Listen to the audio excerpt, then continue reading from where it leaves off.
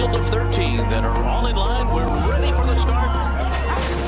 They're off in the Preakness, and the maiden Pony Express lost the jockey at the start.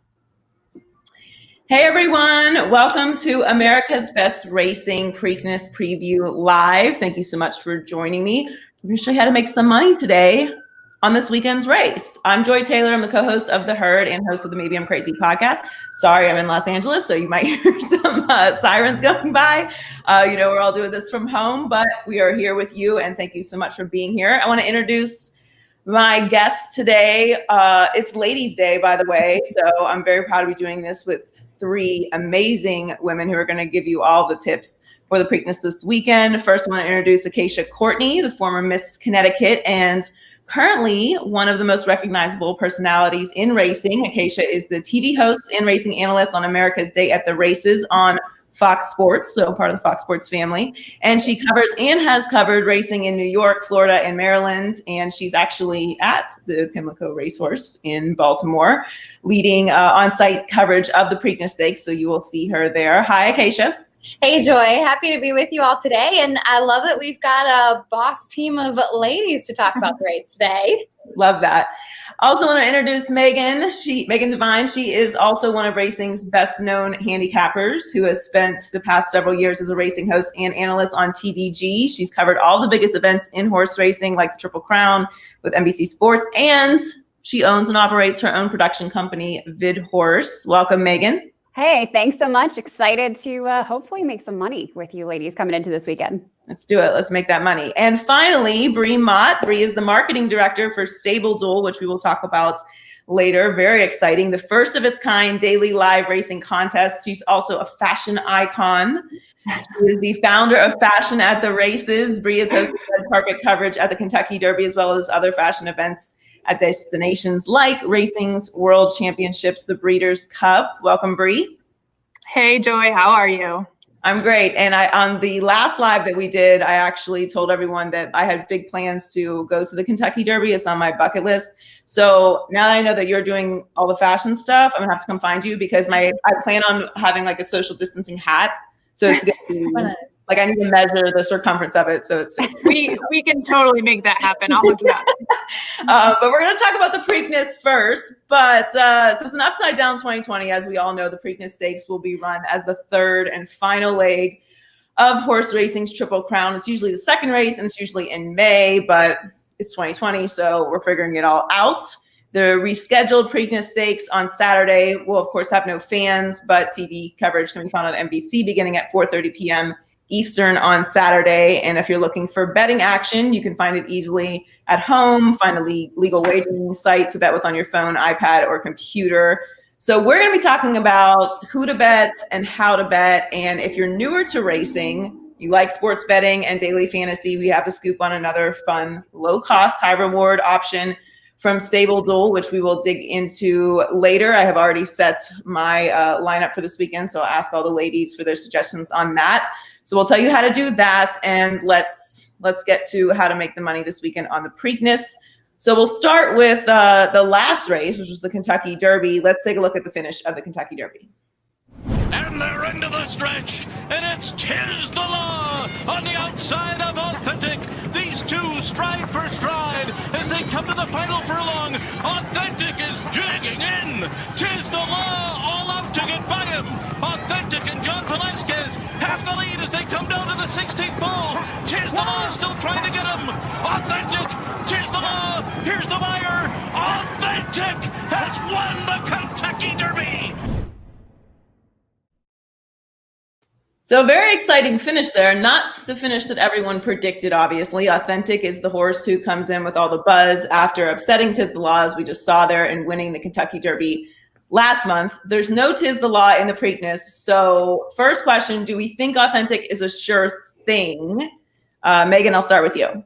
Well, I mean, yeah, I actually loved Authentic coming into the Kentucky Derby. So I was hoping he would upset Tis the Law. It's a horse that I've been following for a really long time, and I thought he was getting better. He had a few quirks. You know, the one thing you do have to keep in mind with these animals, especially the horses on the Triple Crown Trail, is that they're just 3 years old, pretty young. And it's a whole process of training horses. That's what they do. So they might not be perfect, and they do improve. And that I thought was the trend for Authentic. He was a little quirky. They tried some different equipment on him in the mornings, seeing what might help him to get his best stride in the races. But really, it just came down to a fantastic ride. And he had matured physically and mentally coming into the Kentucky Derby. So I liked him to beat Tiz the Law. And of course, happy he did, not only for the price that he paid Kentucky Derby Day, but the owners, my racehorse, are actually clients of mine for VidHorse as well. So that was really exciting all around. But here, I mean, the one knock that people had given Authentic is that his sire, his father, is Into Mischief, a horse that typically doesn't produce horses who go longer distance. They're kind of around that mile distance. So he is one of the first ones to kind of break the mold. He's a little bit taller, a little bit bigger, and obviously got a longer distance as well. Now we're talking about the Preakness, which is a shorter distance than the Kentucky Derby. So the one kind of real knock, or two, I guess, that people had given him was, one, is he going to be able to focus? He did. And two, is he going to be able to get the distance? He did. So coming into this race, I think he's even more of a sure thing than I thought in the Kentucky Derby. Acacia, what do you think about Authentic in this race? I've come to really like Authentic as well. And as Megan mentioned, there were questions about him overcoming some of those hurdles. And his trainer, Bob Baffert, he's looking for his 8th Preakness win this year, which would make him have the most wins in this race ever. Right now, he's tied for the most with 7. And he's undefeated, bringing the Kentucky Derby winner to the Preakness. Now, obviously, typically, it's a different time of year. The both of those races are usually in May. But he says now there's a little bit more pressure on it. And I was talking to him about Authentic this morning, actually, and I was kind of picking his brain about the stallion and about different stallions that he likes. As we look a lot in pedigree and breeding here in the world of horse racing, when you go to sales, when you're picking out a horse and one that you think that you could potentially have success with on the racetrack. And what Bob told me, which I thought was really interesting, is that he said most of the Into Mischiefs that he's had have been kind of shorter, stockier. He said Authentic is finally starting to fill out into his frame a little bit more. Now, watching him train in the morning over the last couple of days, his exercise rider Umberto Gomez has been getting an arm workout. I mean, this horse is just pulling, wanting to do more, kind of dragging his rider around the track. And it was actually a little bit too much yesterday. Today, it was a lot better. They did what's called paddock schooling, which is bringing both him and Bob Baffert's other horse, 1,000 Words, who I'm sure we'll get to, as he's been a little bit tricky mentally as well, bringing them down to the paddock before the race, giving them a feel of what it's going to be like on race day, practicing saddling. And both of them acted really, really well. So mentally, in the later part of their 3-year-old year, we've seen a lot of development. And Bree, what are your thoughts on Authentic? Well, my analysis is just kind of a personal vendetta at this point. I totally threw him out in the Derby because, you know, there's a bigger field. You got to have some conviction. And I was like, I'm not going to bet it. Obviously proved me wrong. So I'm a little gun shy to throw him out here. He's probably the most consistent compared to a lot of the other horses. A buyer figure is one of the things that I look at, and that's like a rating that horses are given. His buyer figures have been 100 and up the last 2 races, and prior to that, they've been in the 90s. And so the consistency alone, especially after winning the Derby, you can't really throw him out. But I'm still going to look for some value in this and do a couple different bets by throwing some of the longer shot horses in with him. So who is the main competition for Authentic?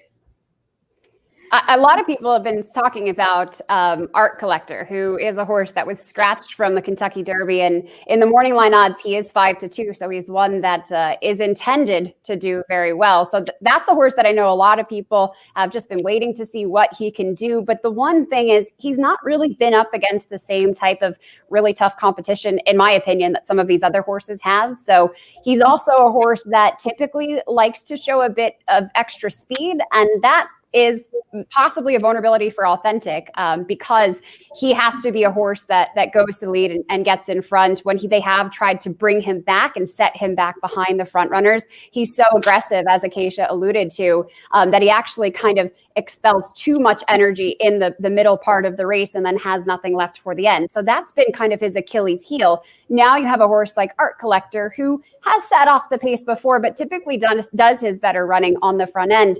And that could either be bad for Authentic or maybe bad for Art Collector if he's not faster than Authentic and faster than some of these horses. But he's fresh, as we call it. He's had some time since his last race. He didn't run the Kentucky Derby, whereas some of these horses did, and they used a lot of energy in that race. So he's coming in here possibly feeling very good. And he's one that people are talking about, but Still not a big price at 5-2. So you're going to have to go even deeper and possibly a horse like Max Player, Pneumatic, New York Traffic, some longer shots for you to make some money like Bree's hoping to do. And I just want to tack on to quickly what Megan was saying about the speed, because the racetrack here at Pimlico is very kind. We call it 2 horses with early speed. So horses have different running styles. Some of them are really quick out of the starting gate. Some of them like to sit back and make that big late run. A horse like Zenyatta, who is so famous for that exciting late run that she had, and they're fun to watch, but sometimes it just leaves a little bit too much to do. Last week at Pimlico, it was all horses with a front-running speed style, fast out of the gate. Yesterday was very much the same. Today, the track has been a lot more fair, though we did get a little bit of rain last night. But I would say in general tomorrow, and historically in the Preakness Stakes, those runners that can be a little bit more forwardly placed and have some speed do tend to fare better. Well, I might as well bring up Swiss Skydiver since it's Ladies' Day anyway. So there is a filly in this race. So all of the other ones are colts, which are the male horses. And then we've got Swiss Skydiver, who's a filly. And she's kind of the talk of the town. I mean, she has had some killer efforts. So I think she's worth throwing in. I don't know personally if she can be authentic. I don't think so. She's like just a shade slower in all of her races when you look at the race fractions and times than most of the other boys in this race. But I mean, it would just be fun to see her do well and finish in the top 3. So I'm interested to see what everybody else thinks on Swiss Skydiver. She definitely has her work cut out for her, for sure. She has that similar kind of front-running style, and she has faced the boys before, so possibly the track will work to her advantage. She ran 3 races back in a race called the Bluegrass Stakes, which is typically, we see mostly male horses in there. It's not restricted to it, but she was also the only filly in that race. Now, she finished second, I believe, behind Art Collector by about 3 lengths, and she still ran a really good race, but the fact that she did not win that day is the reason why they elected to go in the Kentucky Oaks, which is basically the Derby for the females, on the Friday before the Kentucky Derby instead of the Derby itself. So I thought watching her on Kentucky Oaks week at Churchill Downs, she looked like she was using a lot of energy in the morning. She was getting a little bit anxious. She still ran a really good race. So she's one that's talented. I just don't know against this field of pretty strong colts if we're going to be able to see her find her best stride. Typically, we see horses at 2 years old when they race. A lot of times you can race the fillies against the boys, and sometimes they're even faster than they are. They just tend to develop a little bit better, a little bit sooner, I should say, mentally and physically. So we see a trainer like Wesley Ward do that a lot here in the US. But in the 3-year-old year, and I think especially in the late 3-year-old year, she is at a little bit of a disadvantage because now these colts that might have been a bit immature, they're not unlike humans. You know, the boys maybe take a little bit longer to kind of get there. But you know, nice, Megan, nice. You know, sometimes it's like that, but it's like that with the horses too. So now she's facing some boys that have really come into their own, and I think that's going to make it even tougher for her. Go ahead, Acacia. I was just going to say she hasn't been anxious at all this week since she shipped in on Tuesday. She's acted really well. She's actually been dragging her trainer around walking. I mean, he's trying to keep up with her, which is kind of fun to see.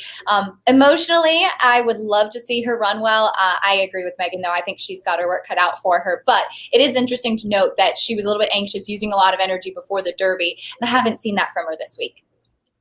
Well, only 5 fillies have ever won the Preakness. That's right. So, you know, maybe all of our female energy will give her some, mojo.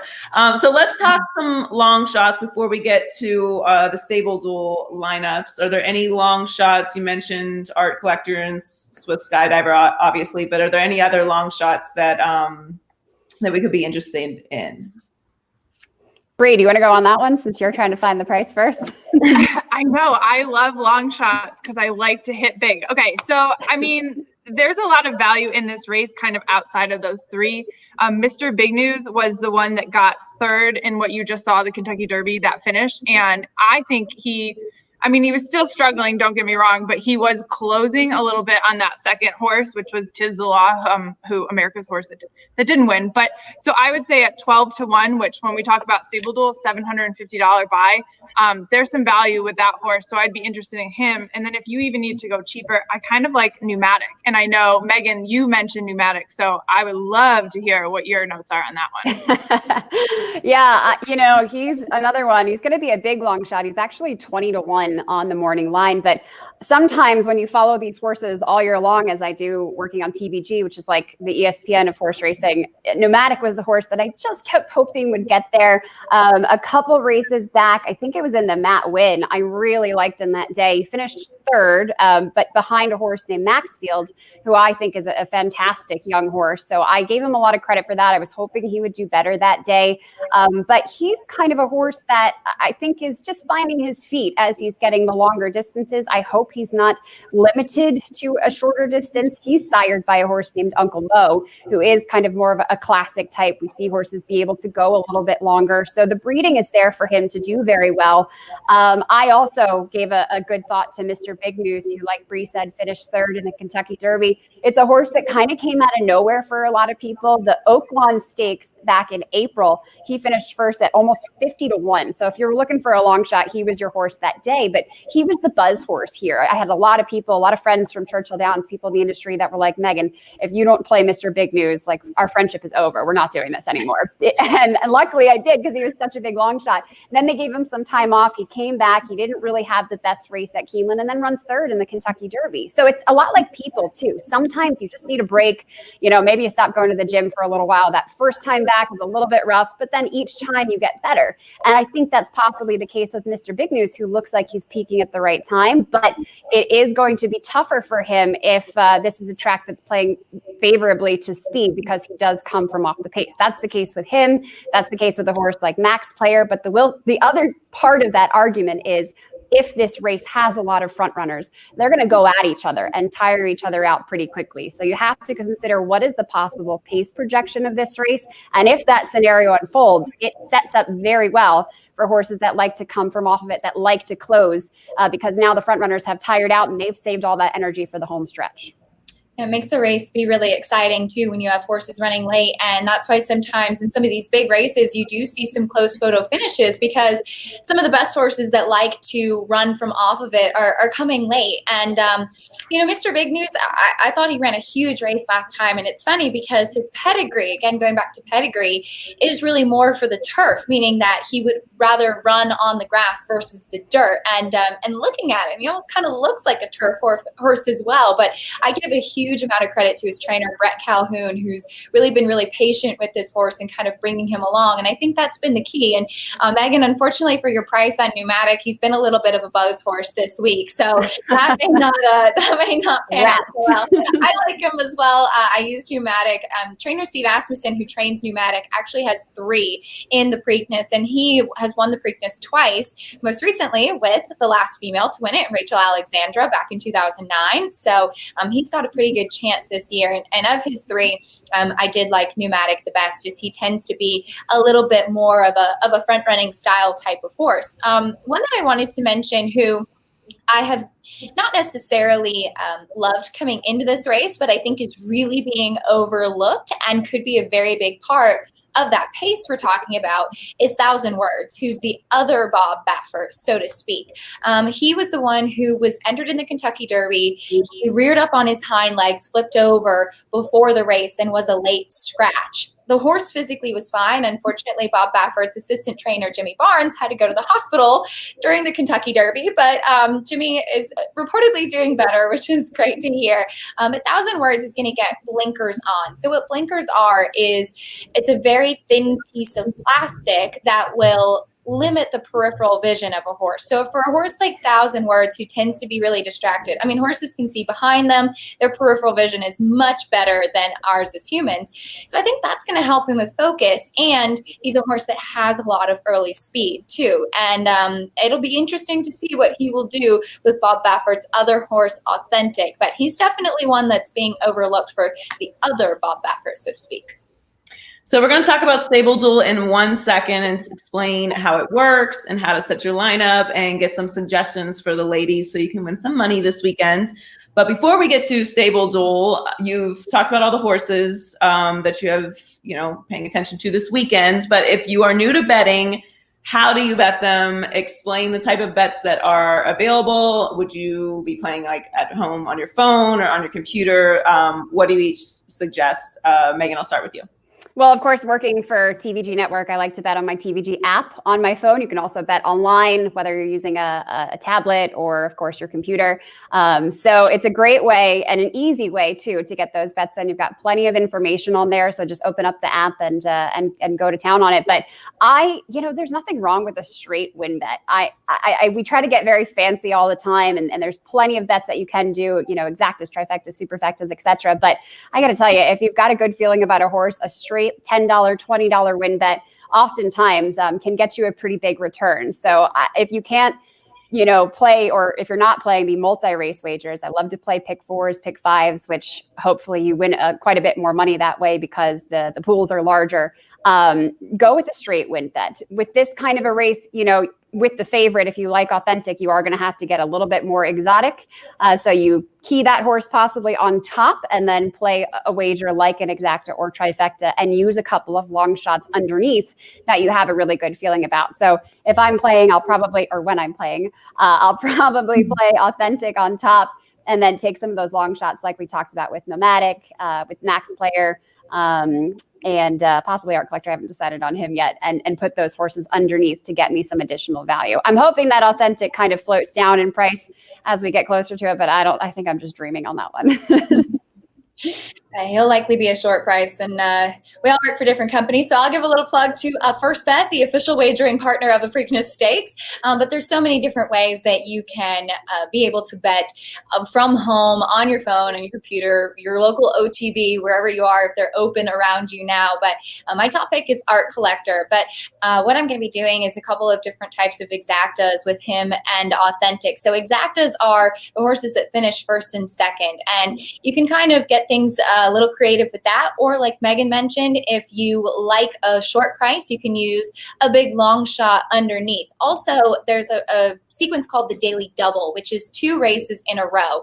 We have the Black Eyed Susan, which is the girls' version of the Preakness Stakes right before the Preakness. So you can play a Daily Double with the Black Eyed Susan, where I like a couple of long shots, Hopeful Growth, Dream Marie in the Black Eyed Susan, and then use that into some shorter price horses in the Preakness, like Authentic and Art Collector. So you can have 2 races where you have some action, some excitement going on, and try to make some money with it that way.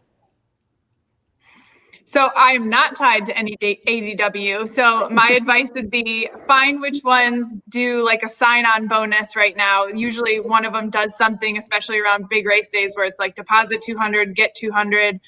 So check those out. There's a ton of different ones. I do use TVG, but I've signed up for other ones for free money because I like to gamble, and so I like money back. Anyways, to line it up a little bit with sports betting. So if you are doing a win bet and you want to hedge your bet a little bit, you can do a win play show. I personally would not recommend it on the really tight favorites. You're not going to make your money back, even if the horse shows. But if you're looking at Pneumatic or anything like that, do a win play show. You could start out at $5, so that'll be a $15 bet, and you're kind of hedging if that horse doesn't win but gets second. You actually get paid out for second and third. So that's a good starting point. And then when you were talking about multi-race tickets, so like a pick 5, a pick 6, it's kind of like a parlay, but from races on the game, from races in the same card. So if you want to do a pick 5 and you can stack multiple horses, my advice is like put the ticket together, get some friends and split it up. So each person is like putting $30 in for a pick 5. And then if you all win together. If you all lose, you lose a lot less together. So those are my bet advice. Well, let's talk really quickly about StableDuel. Let me just give a little intro to StableDuel here before we get started. If you like playing sports contests like me, I've stumbled onto something really cool. My friends at America's Best Racing introduced me to StableDuel. It's just like playing fantasy football, except with horses. And it's super easy. You don't have to be an expert in racing. Go check out the team that I put together for this Saturday's $10,000 Preakness Stakes contest. It only costs $25 to enter, super easy. So join me on StableDuel and let's make some money. Okay, yes, let's make some money. So I have my lineup right here on my phone. It's really easy to sign up. The link for it is on all of my social media pages, or just download StableDuel and click on the Preakness Stakes Challenge. But Bree, tell us a little bit about what StableDuel is and how people can enter the contest for tomorrow. Sure. So StableDuel is kind of a familiar format that you all have seen with fantasy football or any other type where you're building a team and getting points. Within the app, you are picking the Preakness Challenge, so $10,000. It's a $25 entry. You can actually make multiple entries if you want. So $100 gives you 4 entries, and you're going to select 10 horses for your stable, your team, and you got to do it underneath the $50,000 bankroll. So kind of how we were talking about short favorites and how I mentioned, you're looking at Art Collector and Authentic, like their Authentic's $9,200 in the StableDuel app. So with your $50,000 bankroll, you can't buy like 10 favorites. You run out of money. So you have to have this kind of well-rounded strategy and find value in some other horses. And rather than playing against kind of the tote, you're playing against other players. So this is a super fun way to be social for Preakness Day, or we've got multiple games going that day. But like get all your friends in, do a side bet, $100, or loser buys a 6-pack or bottle of bourbon, whatever.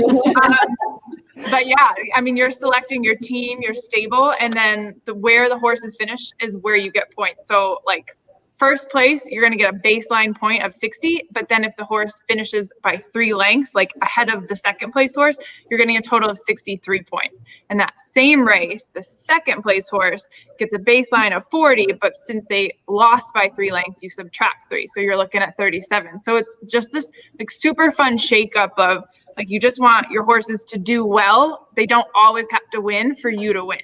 And when we talk about game value, so we're like $25 entry, you could win $5,000. So you're not just doing like one win bet and then the horse loses and you feel discouraged, especially if you're a newbie. This is a really fun way to start to get into it, to learn, to be social. And I mean, I bet on the side anyway, so do both. Yeah, absolutely do both. So I want to read you ladies my lineup. And you guys let me know what you think. So I have Invisible Gal, Liza Star, Caravel, Ain't No Elmers. I'm not sure about the name, but Dr. Mountie, Nitrous, Pivotal Mission, Chocolate Bar, Jolting Joe, and 1,000 Words. All right. Got some good ones in there. And I actually scrolled past Nitrous, who is in race number 7. It's a stakes race. And was surprised to find him. He's 10-1 in the morning line. But like Bree said, he's only $1,000 for that buy. And that's actually a really good play because Steve Asmussen is excellent on days like this. Paco Lopez in the irons. That's been one of those horses for the Steve Asmussen barn that they've talked about quite a bit. And I've been kind of having high hopes for him for a while. So the fact that you get him at only $1,000 buy-in, I think that's a really good play, Joy. Thanks. I like it. Bree, do you have any other suggestions for anyone who's playing the StableDuel Preakness contest this weekend? So I would just say, again, invite your friends to play.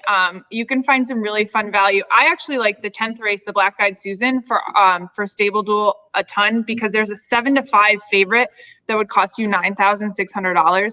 I would absolutely bet against this horse within the StableDuel app because there's so much value. I mean, Miz and Bo, the 7 horse in that race, is $750 rather than the $9,600. And again, like you just want your horses to finish close to the top or win, but you're not going to win every single race. I mean, bravo to anyone that does, obviously, but you just want to do well. And we're paying out to the top 25 positions. And so again, $5,000 to the winner, but I think 25 makes $150 on a $25 full day of entertainment. So just have fun with it. And Joy's stable's going to be in there. So see if you can beat Joy. I think she's got a pretty good one. Yeah, I'll tweet out my stable actually. Am I allowed to do that? Is that okay? Yeah. If I do that, then everyone Probably have some copycats, but yeah. Maybe I won't do that. I'll put out a few of them that I have. I don't want everyone stealing my my lineup because I like it. I'm required to put out picks every day, so I hear you, and you're like, you're bringing my price down. I like this. There's so much information that Bree was mentioning that's available on the StableDuel app. I just wanted to say, it's one of those, it's a great way to learn horse racing. I think somebody had mentioned that before. If you're new to the game, all that information on there can kind of get you to get the hang of it. So certainly pay attention to that and try to learn and try to budget if you can. I'm never good at that, but as you go throughout the day. But I also women don't budget, guys. Yeah, women do not budget. I don't know what that is. But it's one of those things too. Just have fun with it. I remember the first time that I ever played fantasy football, I picked all my players based off of whether I liked the name or whether I thought they were cute. And I actually came in second for that whole year. So, I mean, if you like a name in race 10, the Black Eyed Susan, Truth Hurts, if you're a Lizzo fan, I mean, just go at it and do the best you can by picking a name. So it's one of those things. Horse racing is amazing. Beginner's luck is totally a thing. Same as with the blackjack tables. So to anybody out there that hasn't played or hasn't gotten involved in StableDuel or one of the ADW apps that we just mentioned, just give it a try. Yeah. And Megan, you're playing on Saturday, right? Yes, I'll be playing. So look for Megan's stable as well, for sure. I have to give it out too. Come on, Bree. No, you don't have to give it out. I'm kidding. I will. I'm going to play against you. Well, thank you, ladies, so much for joining me. Thank you to America's Best Racing for hosting the Preakness Preview Live.